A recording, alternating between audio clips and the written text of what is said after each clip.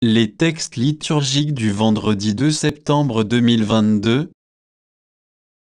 Première lecture.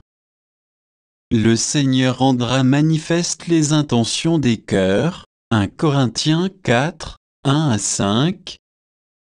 Lecture de la première lettre de Saint Paul apôtre aux Corinthiens. Frères, que l'on nous regarde donc comme des auxiliaires du Christ et des intendants des mystères de Dieu. Or, tout ce que l'on demande aux intendants, c'est d'être trouvés dignes de confiance. Pour ma part, je me soucie fort peu d'être soumis à votre jugement, ou à celui d'une autorité humaine. D'ailleurs, je ne me juge même pas moi-même.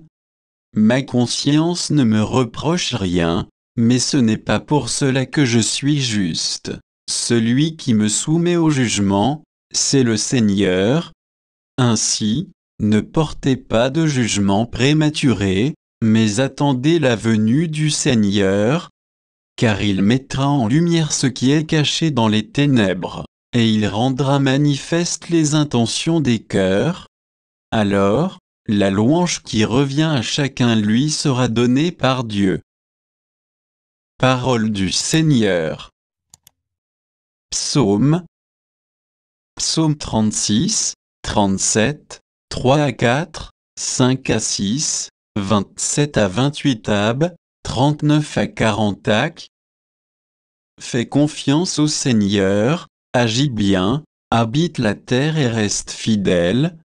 Mets tes joies dans le Seigneur, il comblera les désirs de ton cœur. Dirige ton chemin vers le Seigneur, fais-lui confiance, et lui, il agira. Il fera lever comme le jour ta justice, et ton droit comme le plein midi. Évite le mal, fais ce qui est bien, et tu auras une habitation pour toujours.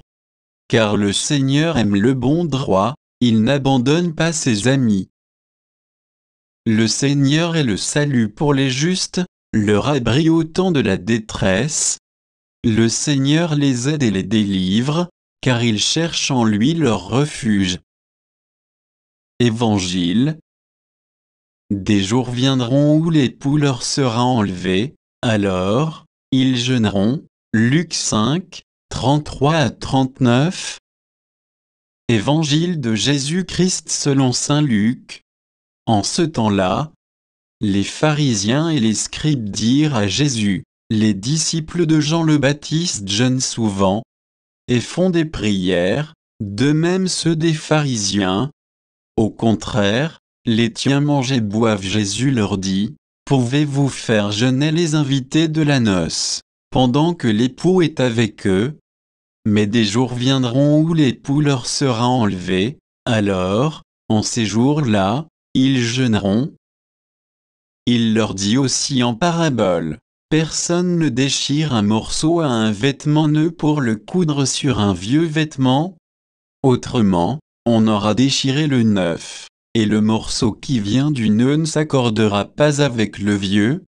Et personne ne met du vin nouveau dans de vieilles outres, autrement, le vin nouveau fera éclater les outres. Il se répandra, les outres seront perdues. Mais on doit mettre le vin nouveau dans des outres neuves. Jamais celui qui a bu du vin vieux ne désire du nouveau, car il dit, c'est le vieux qui est bon. Acclamons la parole de Dieu.